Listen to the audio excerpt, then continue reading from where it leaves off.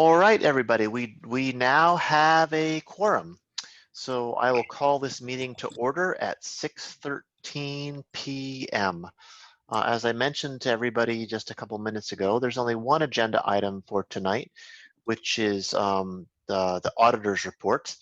And so we will listen to the auditor's report, and then there will be a vote to accept it or not. Everybody, there's a link there in the chat where you can link to documents that are associated with this meeting.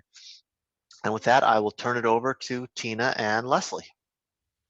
All right, well, I would like to introduce Leslie Spurgeon, who leads our audit team. Ben Owens, another very important member of the team, could not be here tonight.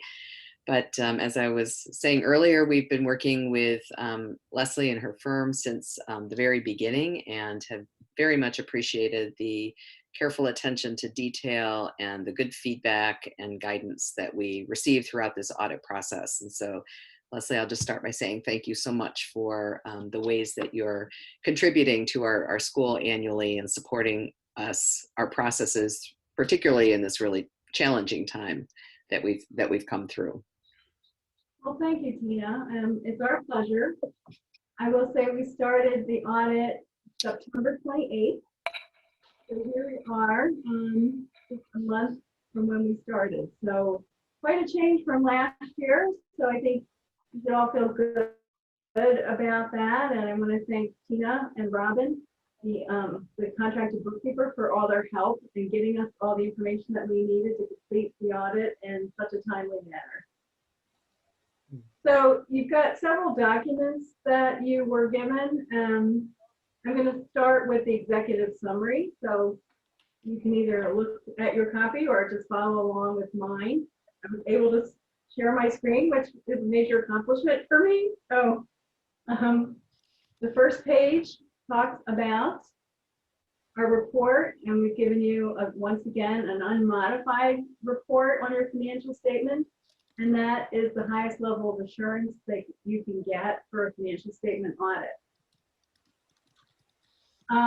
There are two letters that accompany the financial statements. One is called the communication with those charged with governance at the conclusion of the audit. That letter talks about these bulleted items here.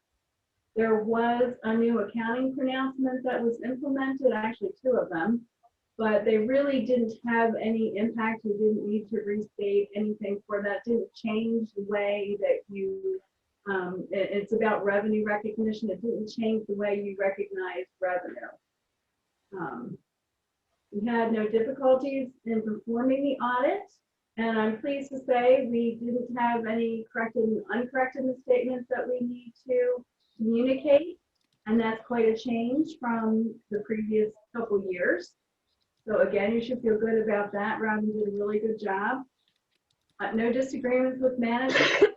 Management representations is talking about the fact that Tina has signed a letter pretty much saying that she's given us everything we need to do the audit and to render an opinion on the financial statement. There were no consultations with other independent accountants and other audit findings or issues.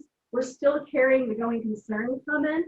You had quite an interesting year this year, and you were able to, as we'll see in a minute, eliminate the material weakness that you carried from the prior year for bookkeeping, so that's wonderful. You were able to get a large contribution, a $200,000 contribution, which really helped your bottom line this year. Unfortunately, you weren't able to collect on some of those older balances that we were carrying because the intercept process did not get completed during the year. So we did end up making an allowance for those old balances just because of the fact that we don't know whether you're going to be able to collect those balances. And we'll see all that as we go. So also in the financial statements themselves is our report on internal control over financial reporting and compliance. And here again, I'll just reiterate that we had no material instances of noncompliance and no material weaknesses at the financial statement level. So quite an accomplishment. We've had that material weakness for at least a year, not longer. So any questions first about the audit process before I move on to the numbers? Which document are you on now? I'm on the executive summary still. All right, thank you. Yep. So here's the page 2 of the executive summary. So you can see that your cash is up from last year, and that's largely because of the contribution, the large contribution that you got that helped your cash flow this year. Receivables are down, and that's because we allowed for more of those old balances. So right now, what's in accounts receivable are pretty much your current balances for the current year. Under non-current assets, cash reserve, you are up fully funded now with the liquidity reserve, so that's up to $75,000. Equipment and leasehold improvements are down. That's a result of depreciation expense.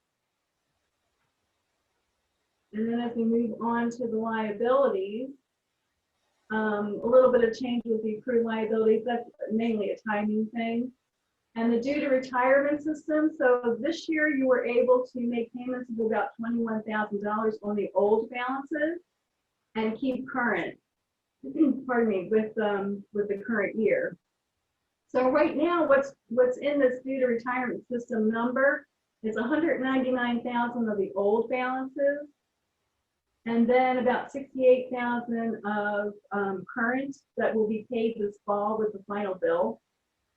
So really, once that payment is made, this will go down to about 199,000, and then you'll hopefully make some payments towards those old balances during the year, like we were able to do this year. What are the particulars of that, do you know? What's that? What's that? Reducing the $199,000 balance? Well, you're working on that, I think, a little bit every month, Tina. You might want to chime in on that. Yes, and so we've pledged our intercept monies to to paying down the outstanding balance, and also to, now that we've just made, let me see, a total of $57,638.91 in payments this fall between September, October, November. And we'll continue to pay on a monthly basis down on the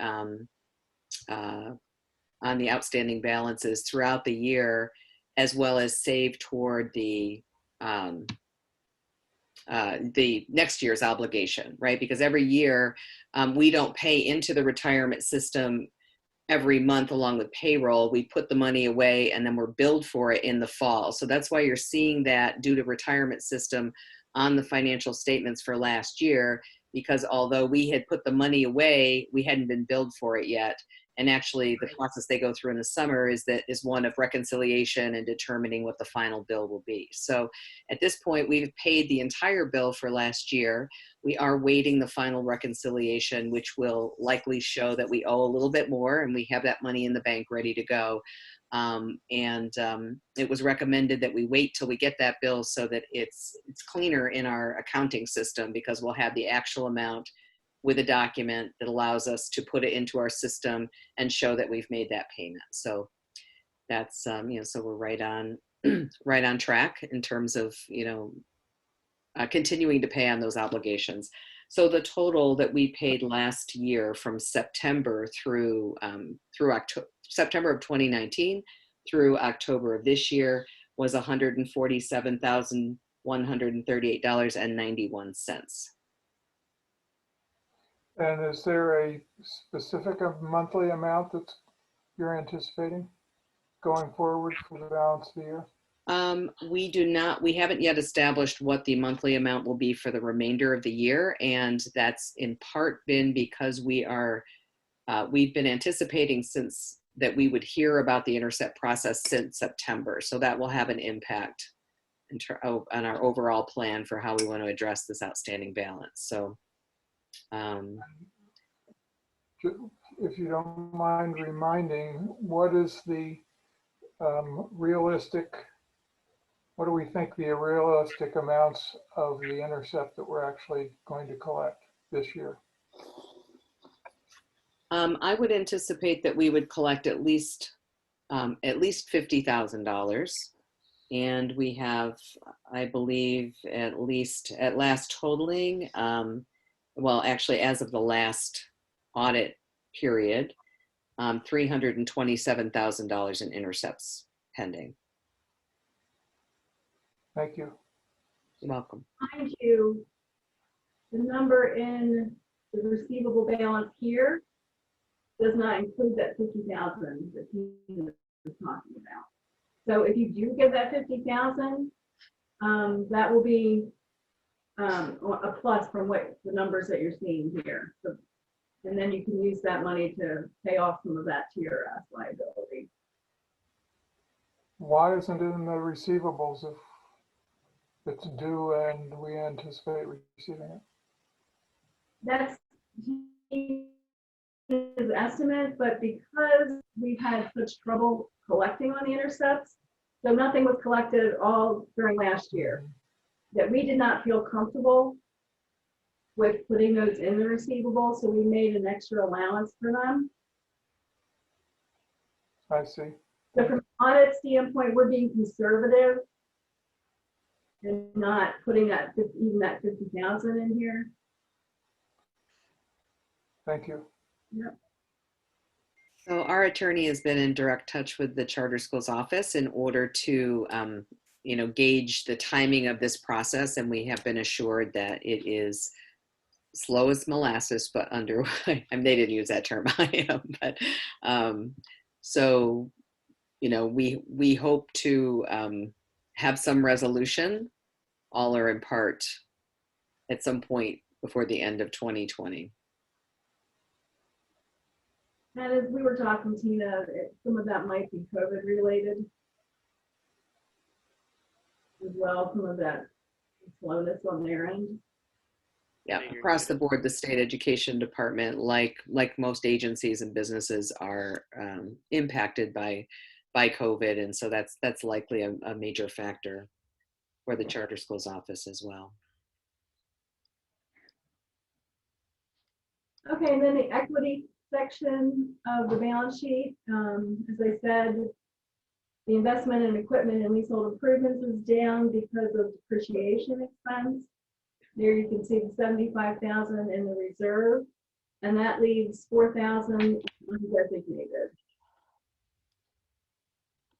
And we were able to eliminate some of the restrictions, some of the donor restrictions. So now what's left in that account is about $9,000. So that left you with net assets of $448,000. Down a little bit from last year, as we'll see. That's mainly because of the increase in the allowance. So any other questions on the balance sheet before I move on? Great. I have a question. Yeah. In terms of the leasehold, since the leasehold is on property not owned by the charter school, how can we consider improvements to someone else's property our asset? Isn't that an asset for the owner of the property? Well, ultimately, if you left, you would leave that asset behind. But it's also a way of accounting for the money that you invested in that. So this is, of course, on a cost basis, and then it gets depreciated over the life. So we're treating it as if it is your asset because you are using it over a long-term period of time. And so by recognizing depreciation, we're recognizing the use of that investment. Okay. Okay. Good question. All right, we'll look at the income statement. So you can see that the resident enrollment is down as you would expect it to be. Last year we had an allowance for current year disputed claims. We didn't have anything like that this year. So that's different. As far as the revenue, there was a little bit of state aid last year that was not recurring. It's kind of irregular when you get that state aid, and it's based on your enrollment. The title grants were roughly about the same, a little bit less with school lunch. And then you can see the contribution revenue, which is a huge amount there. So total revenues were down from last year. So, I mean, you really needed that contribution really helped you a great deal in making up for the lost enrollment. And when we look at the expenses, the biggest change in the expenses are the salaries and benefits. So that's showing a significant decrease. And then there were some ups and downs throughout, but nothing really major. So when we look at the total expenses, you can see that the total expenses are down quite a bit. About the accounting and audit fees, that's a substantial increase. Why is that? That's because of Robin, the contractor bookkeeper is in that line item as well. Okay, thank you. So the change in net assets before the change in allowance is 126,000. So that's a very positive number. However, you need to think about the fact that that number is a product of having that $200 and some thousand of contribution revenue. So that's not what would be nice if it would be recurring every year, but it's not likely that you would get that huge of a contribution in the subsequent year. So you have to bear that in mind. And then we had the change in the allowance for disputed claims, which brought the net assets down from the prior year.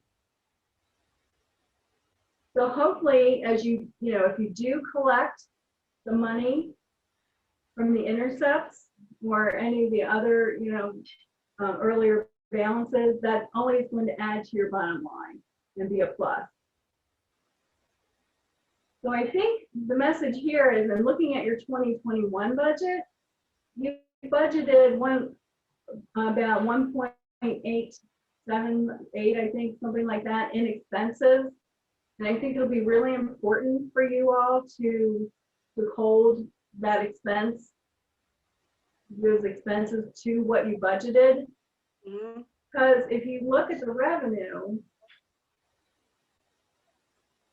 if you take this $2,082,000 and you take the $220-some thousand of contributions out, and you maintain, that's just about what your current 2021 budget is. So if you at least maintained your revenue from this year, except for the contribution revenue, and you hold those expenses to your 2021 budget, you should at least break even. Then if you get any money from those intercepts, that'll be in addition to your bottom line. Plus, you've got $34,000 of CARES Act money that you're expecting to get. So that will help as well. And then you also have a $38,000 DEC grant in process. And that will be up into 2021. How is the state budget's huge deficit likely to affect us, if you have any ideas on that? That's a hard one. I know that they were withholding 20% of state aid for school districts. So I don't know if you've heard anything, Tina, from any of the school districts about how that might affect what they pay you. At this point in time, there's been no change in charter school tuitions. So we've not received notification that there will be any change in our rates for this year. And everything, as we know, every day is subject to change. Right. I mean, I know the school districts are getting some CARES Act money, so that might help defray, you know, what they're not getting in state aid. And quite frankly, I think it's, you know, still up in the air what will happen if the federal government will come through with some state aid or some federal aid to the school districts and local governments as well. So it's a really hard, hard thing to know how that's going to shake out, really. Thank you.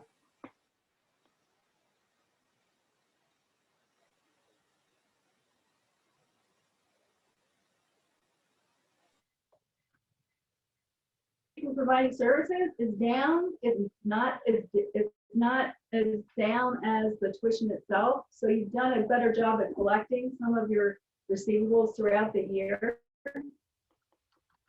You can see the cash receipt from contributions and grants has really increased. And so overall, net cash from operations is 167,000. So that is what bolstered your cash flow or your cash position at the end of last year.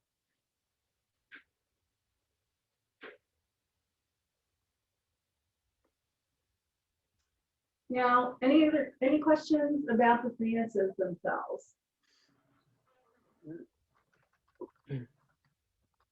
Because otherwise I'll move on to the management comment letter.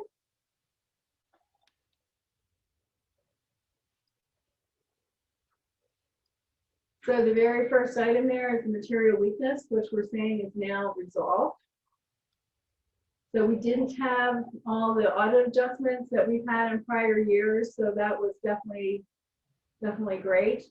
We really appreciate Robin's efforts in getting all those balances. So last year we had adjustments to accounts receivable, payables, accrued liabilities, fixed assets, payrolls, and we had some for beginning net assets. So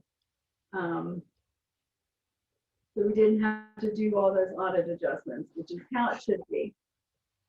So that was great. And then we just had a few other matters. And one of those is journal entry supporting documentation. Just need to get some support for the journal entries that are made. Carrying some stale outstanding checks. However, that's gone down quite a bit. It went from 72 to I think it was 13. That's kind of hiding from me there. Yep, 13. So that's very positive as well. And then we have the accounts receivable comment, and this is just about the old balances and whatnot. So we kind of already talked about that.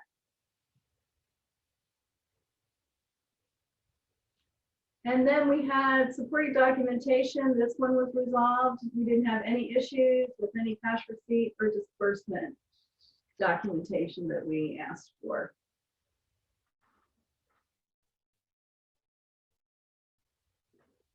A discussion item about financial condition, which there again, we've already talked about as well.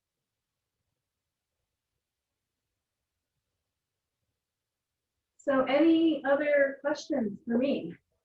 Oh, and then we had just an awareness that there's the lease accounting standard will be implemented in 2022 for you.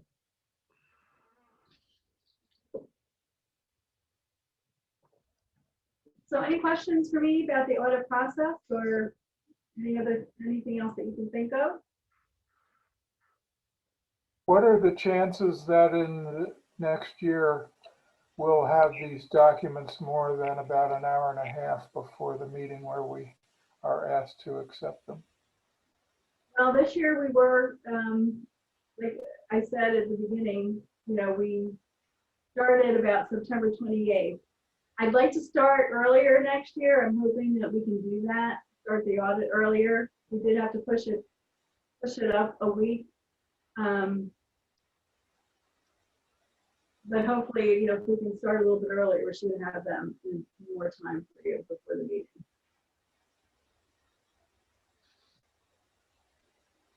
Thank you.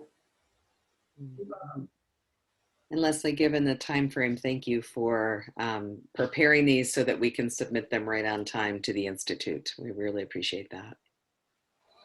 You're welcome. All right, well, thank you so much for your time. If anything comes up during the year that you need our assistance with, you know where to find us. So thank you very much. Leslie, thank you so much. Thank you, Leslie. Thank And you. to your team too, nice job. Thank you. Thank you. All right, goodbye, everyone. All right, bye, Leslie. Bye, Leslie. Thanks.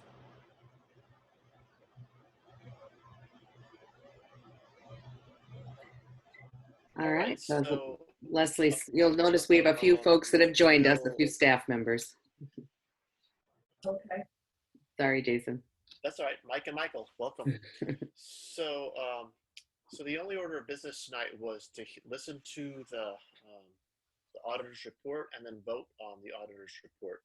So what we'll do is we'll take a motion from Katie on the financial committee to accept it, and then we'll have any further discussion before we call the vote. I'd like to make a motion that the board approve the financial reports provided by Insero and Company for the fiscal year 2019-20. We're approving or we're accepting? We're accepting. This is just a motion, so we just need a second for the motion. Second. All right, it's seconded by Kate. All right, so is there Fine. any, before we go to the vote, is there any discussion, questions, comments, statements?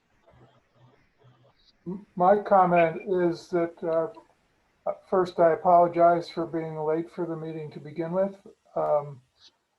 Second, I will be, I know if I were to abstain, or I think that would harm the chances of a quorum. So I'll be voting against this simply because we haven't had time to see the documents, any reasonable amount of time to look at the documents and generate questions. But I'll be voting. Okay. Any other comments? Tina, when is this due to the Charter Schools Institute? November 1. Just looking at my calendar here. So actually Monday, November 2, because Sunday is November 1. So All right, so today's Thursday and this is due on Monday. Any other comments, questions? Well, I would add that part of the reason that I'm going to vote, as I said, is because we were chastised by the Charter Institute for failure to exercise our fiscal responsibility last year when the school was put on suspension. So that folds into the notion that if we only have an hour and 3/4 roughly to look at this before we're asked to accept it, that's not reasonable, and it doesn't give us a reasonable amount of time to exercise the very function that we were chastised for doing poorly in the immediate past. Okay, thank you. Other comments? Okay, all those in favor of accepting the auditor's report, please raise your hand so that I can see it. So Joe, that is 4. All those opposed to accepting the auditor's report, that is 1. So that is all of the voting members on the board. So this motion passes with a vote of 4-1. Thank you very much, everybody. Does anybody have any announcements before we go to adjourn? I have a question. Go ahead. Do we have to give unclaimed money back to the state? Why can't we use it to reduce our own debts? Or is that a law that requires us for stale checks I would rather than give the stale checks to the state of New York, I would rather reduce our own liabilities, if it's not illegal, of course. Well, you do have you are supposed to send it to New York State. There is a legal requirement for that. You have so much time to do that. All right. Unfortunately, Thank you, Leslie. And good thinking, Tanya. I mean, we need to think about all different ways, legal, creative ways to reduce our debt load. Okay, everybody, with that, I move that we adjourn this meeting. Do I hear a second? I second. It is seconded by Katie. All those in favor, please raise your hand so that I can see it. That is 5. So Joe, 5 to adjourn. So thank you, attendees. Thank you, panelists. This meeting is officially adjourned at 6:44 p.m. Thank you, Leslie. thank you. Thank you so much, Leslie. Thanks, everybody. Thanks, Bye. everybody. Bye. Thank you.